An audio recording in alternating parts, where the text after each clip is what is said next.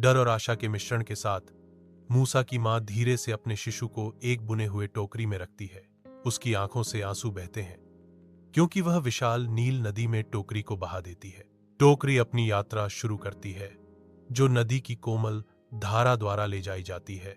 दूर से वह देखती है, उसका दिल अनकहे प्रार्थनाओं से भारी है। सूर्य की लंबी छायाएं नदी की सतह पर टोकरी के हिलने के साथ पड़ती हैं।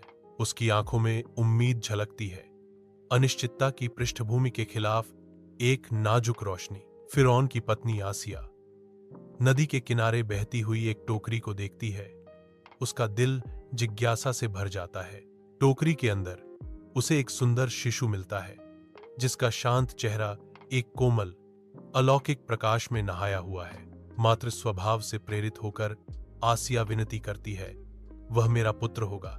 कृपया मेरे फिरौन, इस बच्चे को बख्श दो, उसे जीने दो। फिरौन नरम पड़ जाता है और मूसा एएसएस शाही महल में बड़े होते हैं, विलासिता और भाग्य में पलते हैं। लाल सागर के किनारे मूसा, अल्लाह उस पर शांति बनाए, इजराइल के बच्चों का मार्गदर्शन करते हैं।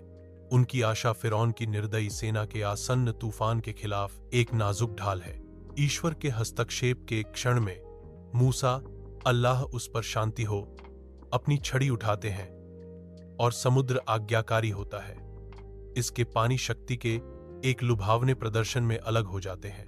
इजराइल के बच्चों ने नए साहस के साथ अपनी हताश यात्रा शुरू की। उनके कदमों की गूंज आशा के नए बने गलियारे में सुनाई दे रही थी।